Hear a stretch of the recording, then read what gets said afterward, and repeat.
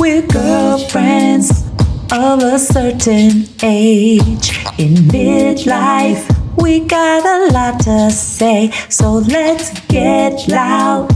We won't fade away, 'cause we're girlfriends of a certain age. Hey girlfriend, welcome to Girlfriends of a Certain Age, a podcast for women who are living out loud in midlife.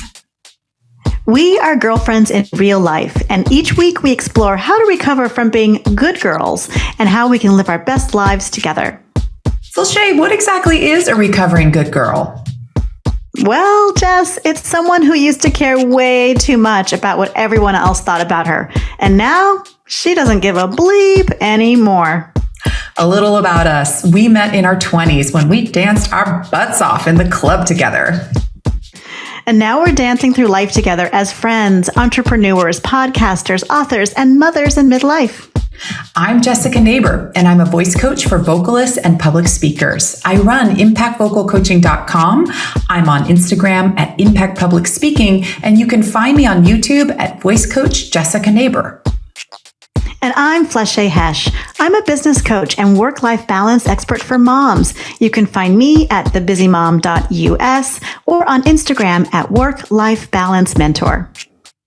Every week, we discuss a hot topic, including culture, relationships, and health to help you live out loud. If you identify as a recovering good girl or as a girlfriend of any age and you want to join our conversations, do it. You can find us on Instagram, YouTube, and girlfriendsofacertainage.com.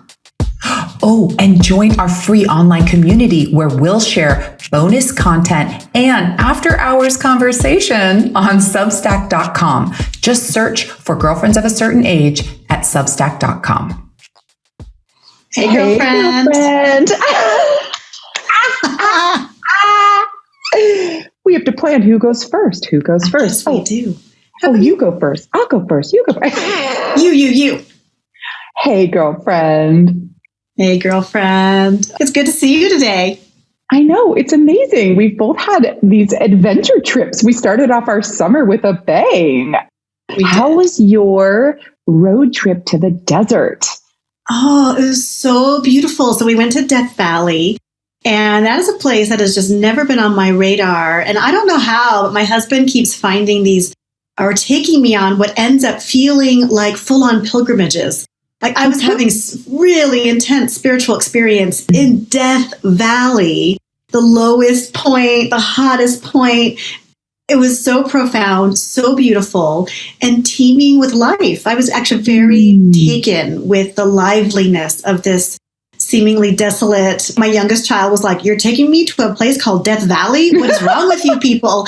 Like, just you hear a title and it just sounds like stay away. But it really nourished me and gave me something that is sort of supporting me. Today's topic is sort of a lot for me. I'm just feeling very personal. I feel very vulnerable. And then something about going maybe a little bit into the underworld through that trip, that beautiful trip to the desert. I feel strong. I feel warmed up on the inside. Like my bones feel warmed up. So I feel ready. And you're fresh off of a trip too. Tell us where you went. Well, it's hilarious. I did the opposite kind of trip from you. I love the desert. And if you've listened to other podcast episodes of ours, you'll hear me talk about how I love going to the desert in winter and decompressing. I think the desert is one of the most magical spiritual places. I think everyone should go there. It's just, and like you said, it's teeming with life. That's the interesting thing is when you slow down and stop and look around, you're, oh my gosh, there's so much here. But I did the opposite and was on the East Coast in New York City in Manhattan for a week, having a cultural girls trip with my mom. I had a mother-daughter adventure for a week and it was divine. We took in art. My mom is a photographer, fine artist. So we hit up every incredible gallery in Chelsea. I saw so much beautiful art. We went to shows. We saw Hadestown on Broadway, which is amazing. We went to a musical improv show at Pitt, which is a really cool improv place in Manhattan. And then we saw this glorious puppet show put on by one of my mom's friends, Theodora. And I can put the link to her show in the bio because it was fantastic. Yeah, we just laughed and walked through New York City for a week and I just was so charmed. Let us keep it real here was while we were in New York City, the Canadian fire smoke blew down there. And it felt like being here in California, in the Bay Area, in fire smoke area. So it was kind of a sad reminder that we're really in it. We're really being impacted by global warming and we've got to kind of deal with it. So I didn't look at it as much like, oh, poor us on our trip. I looked at it as like, well, yeah, this is kind of what we're living with now, isn't it? But the air did clear up. And we were fortunate enough that we could like go to museums and go to shows and hide out from it all. Not everyone in New York can do that. But we came out of the smoke and had a really wonderful bonding time. It was great. I'm a little jet lagged. So if y'all hear me being a little, that's fog brain and jet lag brain all combined in one. Well, it's so on brand because we're all about showing up as we are, as girlfriends of a certain age. And you and I have been very, I think my own personal opinion is we've been very graceful with dealing with the realities of like, I didn't sleep well. I'm jet lagged. I'm cranky today. I'm hormonal today. This is what it is. So every girlfriend listening, no matter what state you're in, you're welcome here. Just bring yourself. Come as you are. And that city, one more thing to say about it, because I feel like it's a good segue in today's topic, is the diversity of New York City warmed my heart. There was every language. There was such an international feeling there. And it feels like this kind of place that really reflects America and the America that I love so much, that it's everyone together navigating their way through this very dense city, but that it is what makes us beautiful. It's truly what makes us strong as a nation.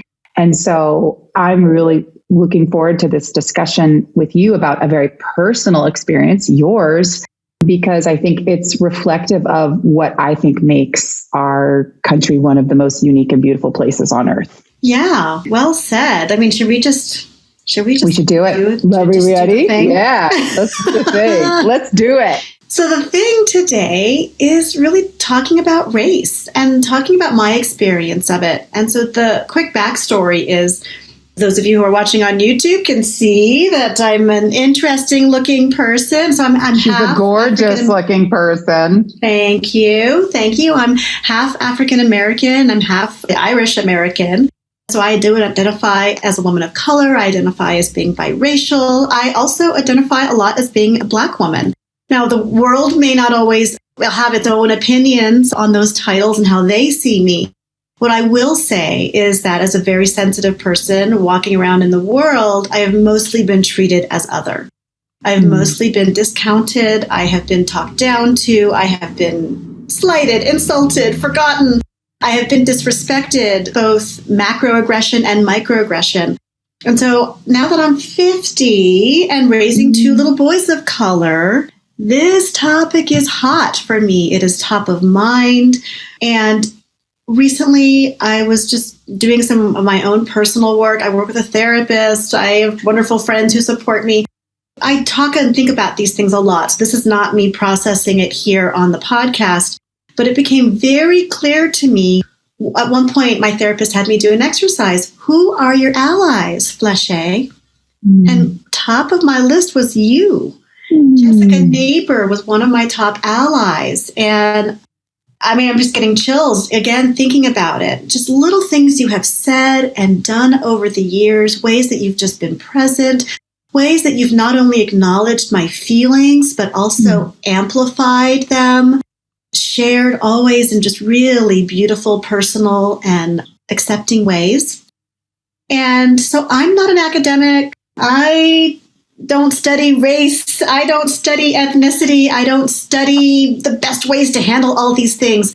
I am showing up today in a very vulnerable way, just as Flesché, one woman speaking for herself. And I wanted to do that with you. I think you're the only person I could do this publicly with, who I feel safe enough to be present for all of the things that are going to come out of my mouth today. Wow. Can I just say thank you? Because that really, truly is an honor for me to feel that way as your girlfriend, as your dear friend, and that I can be here for you and hear you and support you however I can really means a lot, because I have heard a lot of the things that you've been through, and it really affects me deeply. And I'm the ally listening to this, not living it. And so to have you share your lived experience and to be brave and really put it out there, I just want to say that I'm really honored to be the person to do this with you today. So however I can be here to help you and support you, I'm all over it. And if I say something dumbass, call me out. And I'm just really honored that we're doing this. And also to your point that we're two girlfriends. We have a rich history with one another. We've been through marriages and babies and divorces and businesses. This is our experience, and you girlfriends listening to us are really girlfriend flies on the wall, listening in community with us about a topic that's so important that I know impacts all of us, either personally or through the people we love dearly. So I'm here for you, girl. Yeah. And so in line with that community piece that you just mentioned, I'm not going to be sharing all the things here in this very, very, very, very public platform of mine, right? Which could be researched by anybody at any time in the future. But there's so much I want to say about this that I'm going to be saving and holding back to be sharing inside of our private community. So, and that's free to join. So the girlfriends who want to really be up close and personal with us, come find us on Substack. The link is down below in the show notes or down below if you're watching on YouTube. And we will be having more of these conversations. Also, we have, as always, because we're just so self-helpy this way, we have the do's and the don'ts of things to help you navigate these conversations, both within yourself and with your friends and family in the world. So if you want that full list, we'll be sharing just a few of them here on the podcast, but you'll get that full list inside of the community. And to give you that shout out, you created this list. Flesché made this list.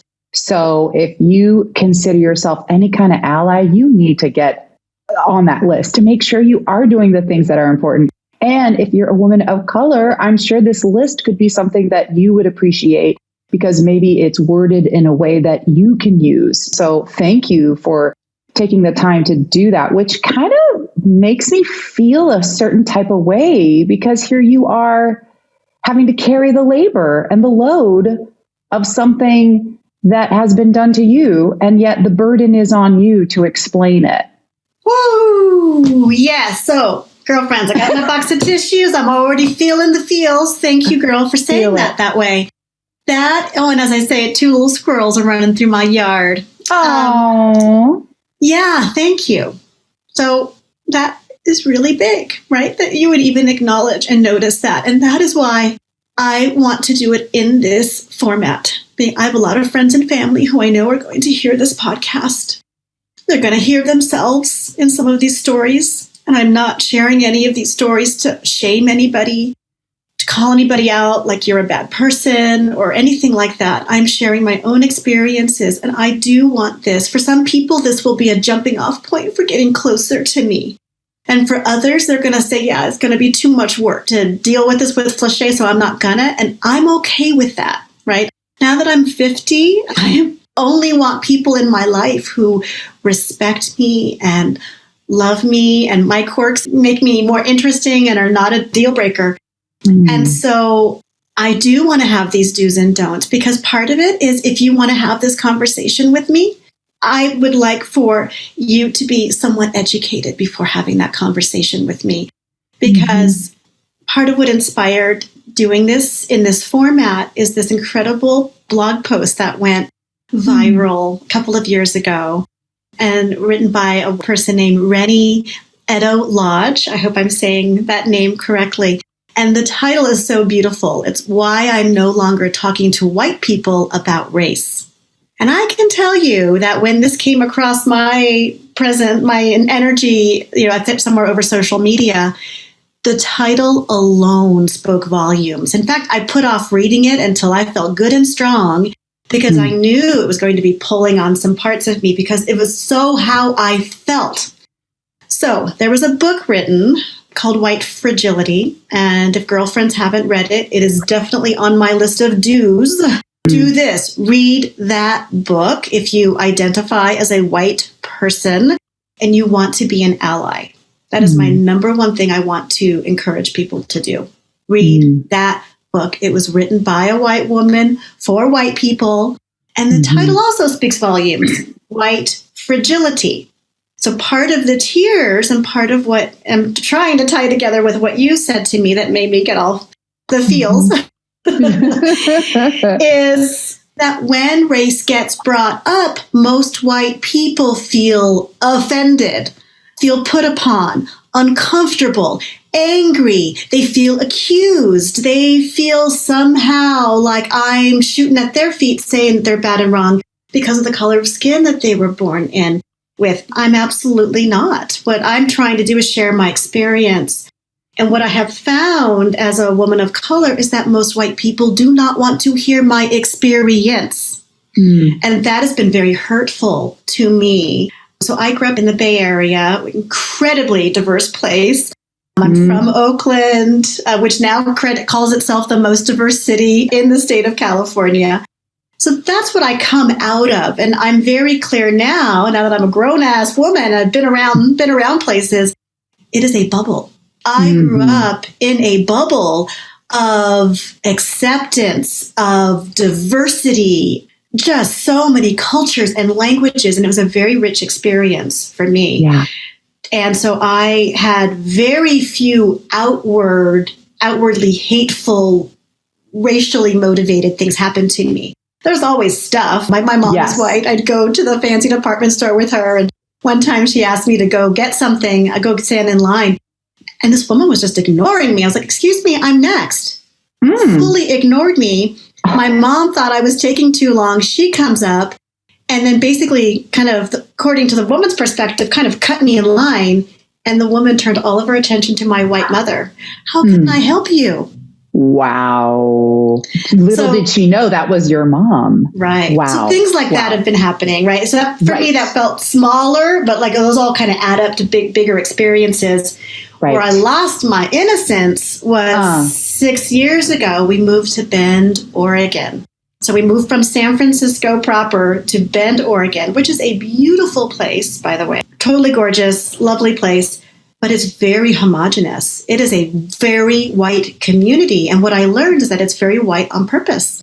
And I was actively not welcome there. I had 2 different angry white men get a little too close to my person and tell me to go back to where I came from. This happened pretty early on we were only there for 6 months. Unbelievable. I'm even shaking talking about it because it was such a frightening experience. And I remember looking around like, who the fuck is he talking to? Oh, he's talking to me. Oh. Go back to where you came from. Unbelievable. Go back to where you came from. And I realized, oh, right, this is Central Oregon. People don't like to talk about the racist history of that place, of the state of Oregon in general. And you can just do a Google search and learn a whole lot more about it and what it's trying to become again. Oregon, I do believe, is angling to become, well, not all of Oregon, but there is a very, very strong faction of people who would like to see Oregon be an all-white state again. Well, and there's a huge faction in our country, Make America Great Again. We know who that applies to. When was America great for people of color and, for that matter, women way back when? So we know who that is speaking to. And Oregon absolutely has a very complicated history with the logging community, with the Native community. There's a lot of stuff that people have a hard time addressing in that state, for sure. Yeah. It's very true. So here I was raising 2 little boys in this beautiful town. My husband also got very, very seriously injured on day 10 of our 6-month adventure there. So I became the face of the family. Like, he couldn't leave the house because he was recovering. And so I had to do everything. And I remember how the parents at the preschool wouldn't even make eye contact with me. They wouldn't even acknowledge my presence. I'm like, hi, anybody want to go out for coffee? Hey, you want to do a play date? Like, nothing. I was like invisible. That was the most overt. That was maybe even more overt than the angry white men getting in my face telling me where to go back. Here they are chatting to each other. But when I'm there, they're like in their phones. And my husband came around after he got recovered. Everybody was like, I heard you got hurt, man. How you doing? I'm like, you're going to talk to this guy who shows up one day, but I've been here every damn day and I'm invisible? Oh, yeah. So this kind of thing was happening. Yeah, I remember that you talked to me about it, and I was shocked because, just for a little frame of reference, when, at least here in California, we hear about Bend, Oregon, it's kind of considered this like outdoorsy mecca where a lot of people from the progressive Bay Area go and move. So I had no idea that it was freaking backwards Bend, which, remember, I started calling it Bend It Like Beckham because it just drove me so crazy for you. I just wanted to kick Bend. I know. There was such a hateful energy there. Interesting. And then, but also with a lot of the people that I experienced, I could tell they saw themselves as good people. Here they are raising their kids. And the interesting thing about Bend is almost everybody I met was a transplant, right? Everybody was from someplace else. Okay. It's also a big problem. Bend is growing like crazy. It was just very interesting. But nobody wanted to even be welcoming or warm, which was interesting. So we were all transplants. And most people, I would learn pretty quickly, you've been here less than a year, but you're going to, what? I just got here and you got nothing? Yeah. And there was one mom who did invite us to a play date and who was, nice. And she had been there maybe 3 months longer than me. And she was from a more progressive place. And I remember telling her my experiences, anybody who would stand still and listen. Like, I was just desperate to talk about what was happening to me, actively happening to me. And every single person gaslit me. Every single person was, I'm sure you misunderstood. I'm sure that they didn't mean that. And I said, but look around. This is a very homogenous place. Right. What does that make you think? Oh, I just thought that's just who likes to live here. No, it's being preserved as a white place for you to feel comfortable. And that's really what I saw. And so me bringing this up to people, I would even tell strangers at the coffee shop, how do you find in Bend? It's racist as hell. Thanks for asking, yo. And I started educating myself. What are my talking points? What do I want to say to people who live here? Because not that I wanted to make anyone feel bad. These were homeowners and people raising their kids there. I didn't want them to hate where they live. But I did want some acknowledgement of what was happening to me. Yes. And it was just I felt so discounted. I was so hurt. Yes. My friends back home, my true friends were listening to me. My therapist listening to me. My husband's listening to me. He can't do much about it. All busted up. But it was just so awful. It was so awful. And then white fragility came out.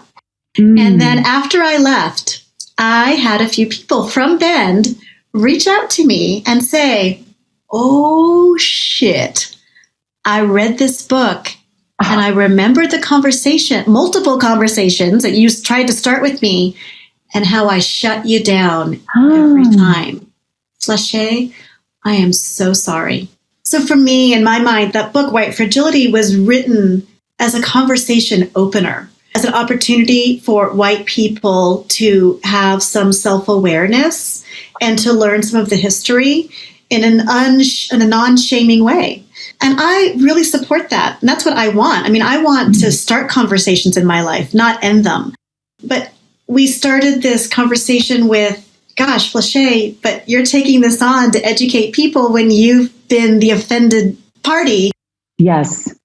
And I am doing that. And I'm doing it because I want to open the conversation. And I feel safe doing that with you. And so if anything I'm saying is offensive or rubbing you the wrong way, I just want to invite you to look at that. Why is it rubbing you the wrong way? And do you want to learn more about how to have these conversations? Because this is the way shit's going. People like me are not going to get quiet, and we're not going to put up with any more racist bullshit in our lives. And we're going to push back. And I want to be around people who are anti-racist. I want to be around people who see me, all of me, and all of my complexity or my woundedness or whatever's happening for me in a moment, and can be with me in that. And so what I don't want to do anymore, so it was reminding me of the Eddo-Lodge a blog post, which is now a book, why I don't speak with white people about race anymore. I don't want to be the person, boots on the street trying to educate everybody about it, right? That's not my job. But I can do something to further the conversation. And so I can have that with you in a safe place. I can have that with our girlfriends of a certain age, even more so in our after hours show and our private community, because I want to create a bridge between all people. And some could even argue that being half black and half white, I already am a bridge in some ways. Like I embody that, but I don't want to be doing that work all the time. I've had people say to my face, Flesché, do you think I'm a racist? Oh. And I'm like, if you got to ask the question, there's something wrong, right? Yeah. I'm not going to say that asking the question makes you racist, but you know that something that you have said or done or been or acted has not been appropriate, has not been loving or kind in some way. So I just invite you to look at that for yourself. And so again, it's putting me into effort. Oh, I feel so much better after doing your vocal warm-ups, Jessica. Ooh, me too. I am ready now to speak on our podcast and not get all tongue-tied. I feel more calm after doing your breath and speech exercises. You are so right to feel that way. Did you know warming up before you speak is actually scientifically proven to help you feel more calm? And how do you know this? Well, as a voice coach of 20 years, I see how helpful it is with my public speaker clients. And a public speaker is anyone who speaks in public, which includes all of our girlfriends. I never thought of it that way. If you want, you can have your own copy of my public speaker checklist so you can feel this way every day. My free gift to you. Ooh, thanks. How do I get a copy? Ooh, you just click on the link in today's show notes, sign up, and you'll instantly get your own copy. Thanks, girlfriend. Stay calm and speak on, girlfriend. Girlfriend, sometimes I can get so stressed, I wonder if I'm burning out. I totally understand. Burnout can be tough, but there are things you can do to prevent it. Really? Like what? Well, I'm leading a 5-day challenge that will help you to unleash your potential while tackling burnout. Ah, that sounds amazing. How does it work? Each day, you and I will focus on a different aspect of your life that's causing you stress. You'll learn how to manage your time better, how to say no to things, and how to take better care of yourself. That sounds fab. Just like what I need as a recovering good girl. Yep. The challenge is free, so there's no risk in trying it. You can find the link in today's show notes. Ooh, I'm going to sign up right now. Yay! I'm so glad to hear it. You and I can kick burnout together. Hey, girlfriend. Hey, girlfriend. Oh, I just got off a call where my other girlfriend was so confused. She is in a relationship. They're at a crossroads and she's a little divorce curious at the moment. Ooh, what did you tell her? I mean, what do you tell a girlfriend? It's their decision. I just wanted to be there for her and support her, but I didn't want to tell her what to do. Well, of course. Well, it reminds me of my dear friend Tamara Mendelson, who's a relationship coach and divorce expert. She's divorced herself and a mom of 2, and she walks girlfriends of a certain age actually through a process of being divorce curious. Because some of us are just angry. Some of us are just feeling stuck in our relationships. But I'll give you the link and I'll leave it below for girlfriends of a certain age as well. And they can get free, immediate access to this roadmap and find out from Tamara what their next steps are. Oh my gosh, that sounds so helpful. I will definitely share that link with my girlfriend. Thank you. Amazing. You're welcome. And I'll link it below for all the girlfriends listening. Awesome. I had someone, I was sharing the story about what happened to me in Bend. And we only lasted there 6 months and we just hightailed it out of there, got out of there real quick. And every time I tell the story, I feel healed from it, you know, and I know a lot of people who, I still have friends who live there. Friends or friend adjacent who have moved there. And I just see it and I just think, oh gosh, I wonder what they think. Because I had one white person tell me, a white woman say, at first she didn't believe me. And she was getting a little tipsy on some beers. And it was actually our going away party. And she said, I didn't believe you. When all those times you were telling me and crying and telling me all these things that happened to you.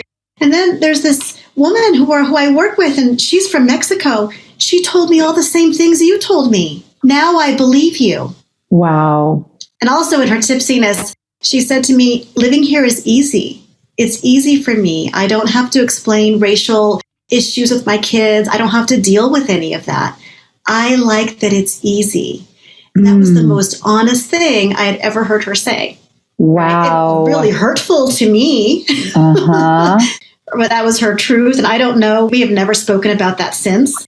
So I don't know if and when she hears me talk about that moment in this podcast, I don't know how that's going to land for her or if she's even thought about it anymore. I don't know.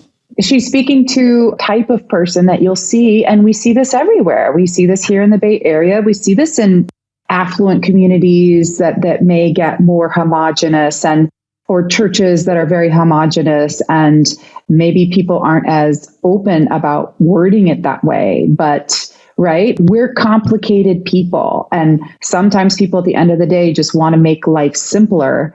But if we really look at the foundation of our country, we have always been a multicultural, multi-ethnic place. And that, to me, is the biggest facade of it all, which is that this is white America, Pilgrim America. Like, we've completely decided to erase the Native American experience from America, or the enslaved people's experience, or the many different ethnic groups, or how about people from Mexico that were here? So in erasing this multi-ethnic reality, what bothers me about it is that it's actually denying the existence of all of these people. So as a white person, and I don't know if I have a more unique experience having grown up like you in the Bay Area, where I was more comfortable in a multi-ethnic area. My neighborhood was very diverse. I didn't know anything else. I would be the person that when I went to some suburb that was all white, felt uncomfortable. I remember telling my mom, because my cousins lived in San Jose, and at that time where they lived, it was very white, that particular suburb. I was like, Mom, it's so white here. What's wrong with this place? Right? But that was all I knew. So to your point of having those apparently nice white people in Bend kind of deny your experience, to me speaks volumes that your experience of acknowledging that there's another experience that people could be having beyond theirs, right? If you think about that, that's like literally denying the reality that our whole country is based on. And yet they're doing it in such a very personal, hurtful way to you. But you are like representing this bigger thing that they want to pretend doesn't exist. Right. And they treated me like I was a troublemaker, right? That I was. Right. Stop making us uncomfortable. I stirred the pot in their peaceful world. But here I was part of their peace. I was part of that. I wanted to be a part of that peaceful world too. And was quite actively excluded from it. And then I made them feel bad. People essentially told me that, well, gosh, you're making me feel bad about this, right? Or that I wouldn't buy their gaslighting. It's hard to make friends, Flesché. I had a family member tell me that when I was like, no, scary, angry white man with a Confederate flag version on his truck telling me to go back to where I came from is not a misunderstanding. That was outward aggression and could have been potentially violent situation for me, depending on how I chose to handle it.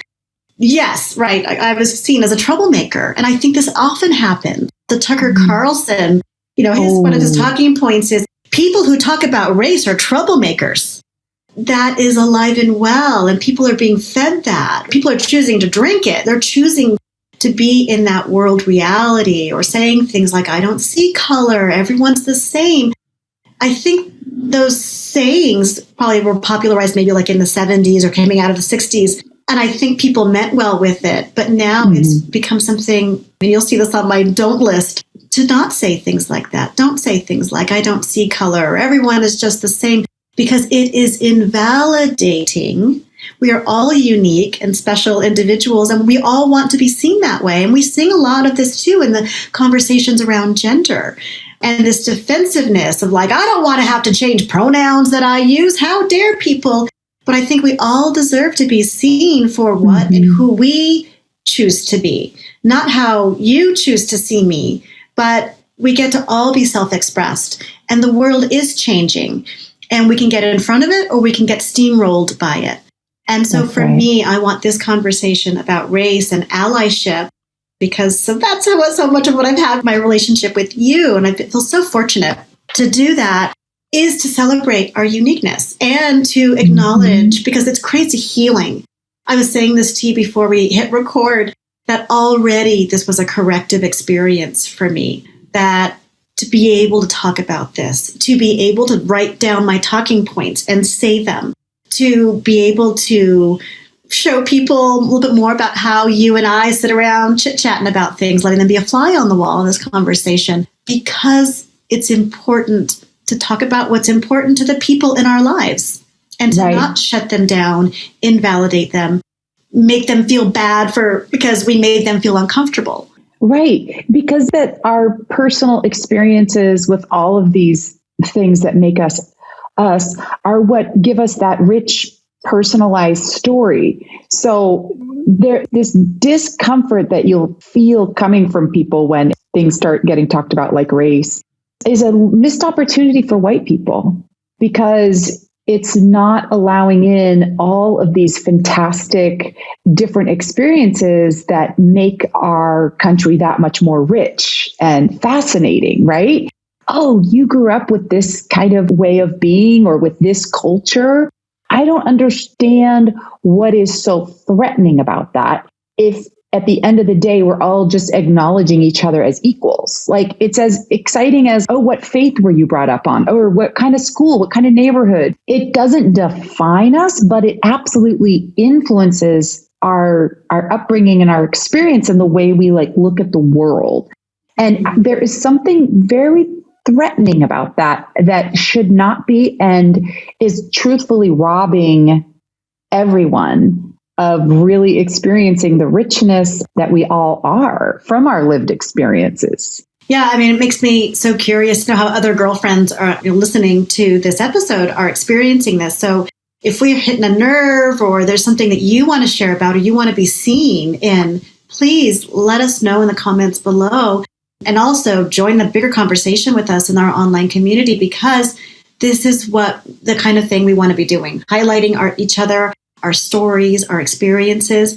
And if we want to get out of a place of divisions, you and I, of course, are Americans, so that's our main perspective. Our country has become so deeply divided. And if we want to stop that and really come back as a nation, come back as neighbors, come back as family, as friends, as what we are, very interesting and diverse mix of people, we do that by allowing ourselves to be ourselves with each other. And we stop up, down, good, bad, black, white. We can stop with all of those predetermined decisions. I'm here, so I'm like this, and you're there, so you're... When that's not real life.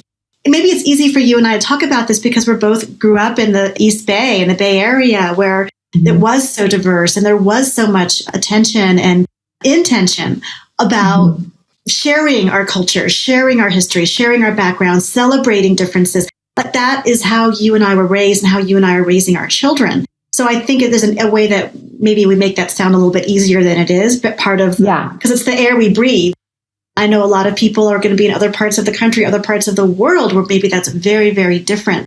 But it starts with us sharing our stories, and it starts with us doing that in safe places. I'm not saying go to work and start bringing stuff up, because that's probably not going to be a safe place for you to express yourself and to learn about what's going on inside of you. You need to sort of tease that apart first before you can have those conversations with others.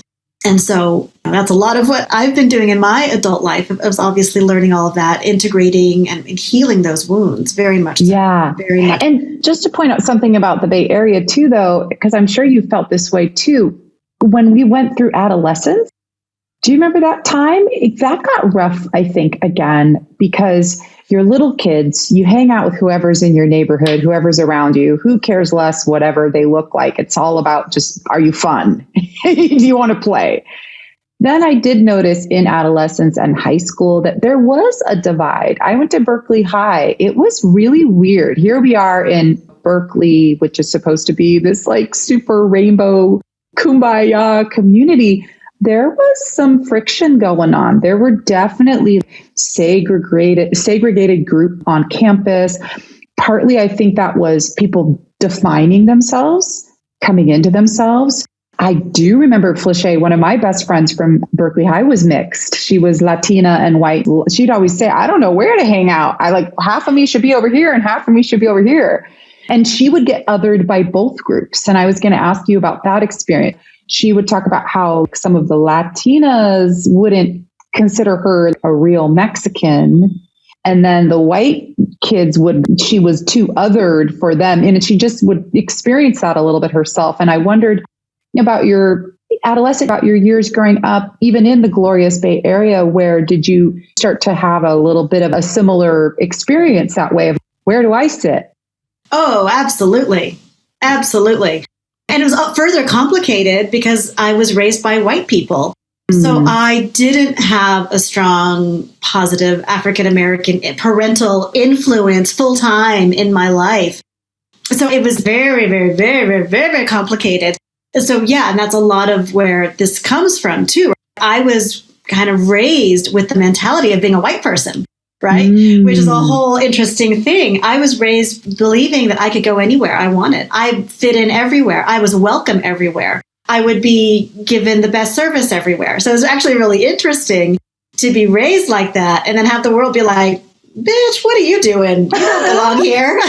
And I was like, hey, oh, right, okay, right, got it. So no, it was very, very, very complicated. And I saw that a lot. And yes, trying to figure myself out. I didn't really start exploring more about African-American history and culture until I got into college. And then I just found some really powerful Black women. I surrounded myself with them. And so that was a really beautiful education and loving, supportive community for me in a lot of ways, and felt like a homecoming for me and a welcoming. It was actually really beautiful and very healing and very corrective from younger Black girls telling me I wasn't Black enough, and just trying to figure that out. Well, yeah, where do I fit? And so where did I find? I found my fringe people. So my world always was very diverse, always, and friend-wise. And that's what was comfortable for us. And yes, I saw the segregation for sure. And still, even with all that, there was still a normalization that we were all still together. We were all still in the same school, from the same kind of place. So you're very, very complicated. Yes. Far too much to unpack in our, our short episode today. But yeah, absolutely. Absolutely. And now I see my kids experiencing that too. Where do they fit? How do they identify? What exposure am I giving them? How do I also protect them? Their psychology, their identity, all of that is forming right now. And so I do want people to read White Fragility. I do want people to do some of their own personal work because I don't want them to hurt my kids through them simply not being curious and not being willing to look at their biases, not being willing to look at their privilege, not being willing to look at the language they use or things like that. That stuff hurts and is hurtful. And it's not my job to point that out to people, right? So my husband is another wonderful ally for me, and it's part of his job. I don't need to be talking to white people about this. There are certain people that you need to be having this conversation with. And my mom's been a wonderful ally for me. She's had certain conversations with certain people about things that it's not my job to educate everybody. And I do rely on the allies in my life to support me and help me. And we all have allies in different ways. I think that's also really important. We all have different sets of privilege. It's important to acknowledge that. We all have our own bias. It's important to acknowledge that and explore that. The other day, I said something that was offensive, and you called me out on it in such a clean and clear way. And I was like, this is a grown-up conversation. This is moving things forward. And it was a little ouchy, and because I was embarrassed that I had said something foolish. But then I was like, but consider the source. This came from my trusted, beloved Jessica. And you were right on. You were right on to call me out on it. And you did it right there in the moment, which was so healing and corrective because you, again, are an ally. And so, because I think oftentimes people will say, why didn't you tell me directly, Flesché, that thing was upsetting or hurtful? It's like, because I can't be fucking dealing with your white fragility. I can't deal with you breaking in half because something you said or did hurt me. But yes. I can have my allies do their part and say what needs to be said, because that's not my job. And so I think if anyone is curious, definitely read the book or the article, which we will link both to below, the Rennie Eddo-Lodge, Why I'm No Longer Talking to White People About Race. It is so exhausting. It rarely goes well. It is so rarely goes well. And I feel my blood getting up a little bit. I've been put in the position of educating you, of making you feel better. Yes. I was sharing with a family member about what happened to us in Bend. And I was like, I just couldn't believe it. It was so hurtful. I was so scared. I was frightened. Yeah. And we were in a new community. And this family member said to me, well, you'll have to tell me if there's racism here. I'm so curious. Will you tell me? If anyone is racist to you, will you tell me? And I was like, that's a weird thing to say. I'm like, later, I unpacked it. Are you the race-o-meter? You have this little internal gauge in you that's like, deep, deep, deep. Yeah. That person was putting me into effort. And it was just so hurtful and invalidating. And do I think that person was trying to hurt me? No, I do not think that person was trying to hurt me.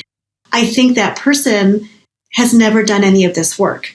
That's it. Exploring their whiteness and implicit bias or anything. And so that's why that book, I think, is so beautiful, White Fragility. And I read it. It took me a long time to read it. It was interesting. I was like, oh yeah, all my white people need to read that book. But then I realized, well, I'm telling them to read a book I haven't read. I had already been getting messages, though, from other white colleagues and associates and white people around me who were like, oh no, did I hurt you? Yes, you hurt. Yes. And thank you. Thank you for acknowledging it. I feel like that people don't often understand too, like something as simple as an acknowledgement can go a very long way. Absolutely. It's like denying someone's experience is such a demoralizing thing. And if you think about it, the little gesture it takes to just acknowledge that someone has had this experience, what does it take from you? It doesn't take anything away from you, but for them, it can be very, very validating. I mean, I know as like a woman, when I'll have like things happen like that, it really feels great when I have like a man say, I'm really sorry that happened to you. You know, I'm really sorry that guy like looked you up and down like a piece of meat. It's just a way of feeling like, oh, thank you for acknowledging my experience of feeling othered. I suddenly feel connected again. I also recognize, Flesché, that I'm going to say stuff forever that's going to not be totally accurate. I'm going to mess up. Racism and sexism they're in the air we're breathing. They're in the water we're swimming in. I remember hearing that quote first, it's in the water we're swimming in, from Sam Sanders, a wonderful podcaster who had It's Been a Minute podcast, and he has another one now. But the idea that if you come more from a place of we all want to box people up, we all have this tendency to want to type people and categorize them because that's what we think of as the easier way to see people. I think if we catch that tendency in ourselves and then you're saying like actually do the work, it's not, oh, you're suddenly never a racist again. You're suddenly not going to have bias, but you're going to be more aware having those biases. And then it's, I think, a much more interesting way to live, frankly, is to go, oh, interesting. Why did I make that assumption about that person? Right. What was that about? Oh, what was I going and typing them as before they even spoke to me? And how fun is it when people flip the script too? And like you totally put them in one box and it turns out there's something totally different. And by our age, girlfriends of a certain age, one thing that's been very liberating at this age is that I think we're done with trying to prove ourselves as much to other people. And at the end of the day now, I just want to be with real people. Just want to be with people who can be honest and real. That's all I care about. And it's almost like coming back full circle to the little kids who kind of don't give a crap about all that exterior stuff. And then though that life that we have to live in between, that oftentimes a lot of us are forced into living, right? You have to navigate it. But by mid age, and I'm saying this to other women listening right now too, I think is a very powerful opportunity for us to maybe be some of the help in our world that goes, all that crap, what are they? Like, like, no, are they a good human? And at the end of the day, that's what I want to connect with and shed all of that other category stuff that we do, right? We are a human first, whether we're housed or not. We are a human first, whether we're an immigrant or a national, and all of these boxes. I think it's an opportunity at our age to start really exploring. And I think what you're sharing with us today is a super rich opportunity. And I think if people listening to this feel a little uncomfortable and go, did I do something at one point with someone? That's good. That's a sign that you are doing some of the work. Yes. And that you are actually looking inward, because nothing is simple about these topics. And so if you have some simple idea of how life is around race and gender, then you've got it wrong. Ding, ding, ding. Well, and we've talked about this before. Humans are wired for sameness. We are wired to just be the same way and live in the same place and eat the same foods and associate with the same kinds of people. And so these ideas that, like, conversations around gender are changing. Conversations around race, ethnicity, discrimination is changing. That we are no longer going to gaslight our children. That's changing. Mm-hmm. Hello, everybody. The world is changing. Again, we get in front of it or we get steamrolled by it. Climate change. Yeah. Literally. Yeah. Everything. And like you being in New York and the smoke coming through. These are things that we have to now deal with and accept and find solutions for and find ways to survive. Mm-hmm. And so I think that's the other thing about one of the gifts of being this age. I have more energy now for more than just the nuts and bolts, how we live, or do we have enough to live? Yes. And that is also privilege, right? That I have, right? That I can be thinking about bigger things than just like, do I have enough to survive or feed my children? So that's another level of privilege that I have. So now that I'm 50 and I'm not in the hustle phase of my life like I was for a long, long time, I am more interested in social justice. I'm a lot more interested in fighting for political change that is important for my values. I have the energy for it now, all of a sudden. And that's exciting. It's exciting to me. And then to have a platform where we can be sharing what those things are for us and making more community with other like-minded women. This is a 50-year-old's dream come true to want to be a part of the change that is happening in the world. Absolutely. To me, that's a very enlivening. It is.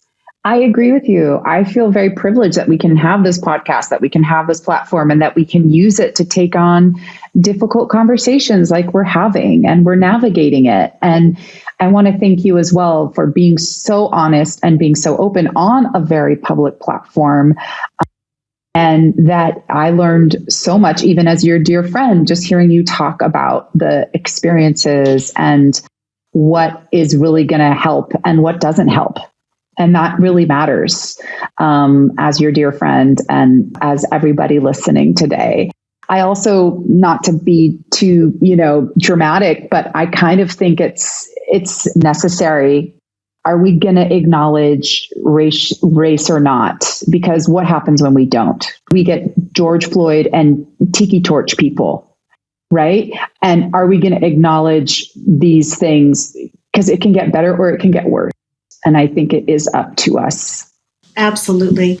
I've touched on some of the do's and don'ts that you just mentioned, but I have like 20 of them. So I'm just going to save all of them for the girlfriends of a certain age who join in our community. And I want to be sharing more openly in there. So I would love to have more conversation around this topic. And I just want to thank you, Jessica, for creating a safe space for me to be able to do this today. I am actively having a healing right now in real time, and it feels really good. I still feel ouchy about this topic, but I'm so glad to do it. And I'm so glad to get to do it with you. And I'm so glad to do it for our girlfriends. And I hope that this serves everyone well I am really having this conversation with love. There you can feel me getting heated because I had a lot of hurt feelings, and that obviously takes time to heal. But it's also a righteous anger too, because I know that I'm not the only person who has experienced things like this and far worse.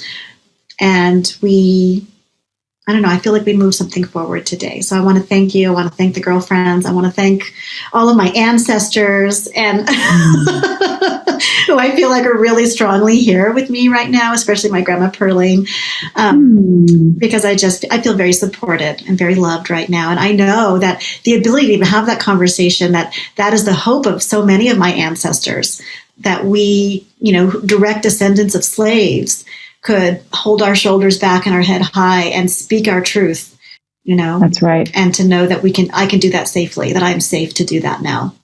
Yes. Yeah. And you're welcome to do that now. And it's been a pleasure listening to you and to your grandmother speaking through you, and that it is making me a better person and a more rich person to hear your true experience.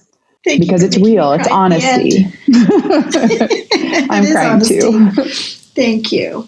Real. So it's real connection. It's realness. Well, on that moving note, allies, what your homework assignment is, those women of color out there, hopefully you are nodding your head along with Flesché during this episode. And everyone else and anyone else who was listening to this, and if it resonated with you, we thank you for spending this time with us. Really felt like a really meaningful episode today. So we hope that it really touched you as well. You can find us on all the socials. Thank you so much for listening to us. And on that note, I think, are we ready to call it an episode? I think so. All right. Bye, girlfriend. Bye. Thank you for hanging out with us today on Girlfriends of a Certain Age. This episode was produced by Jessica Neighbor at Impact Vocal Coaching and Flesché Hesch at The Busy Mom. This podcast jingle was written and performed by Jessica Neighbor. Do you have a girlfriend who needs to hear this message? Share this episode with her. She will love you forever. If you enjoyed today's talk, join us in our private community on Substack at Girlfriends of a Certain Age. You can help us reach even more girlfriends when you take 30 seconds to subscribe and rate our channel on Spotify, Apple, or YouTube so you never miss another episode. Stay tuned for more episodes where we discuss more hot topics for all of you, our girlfriends living our best lives together.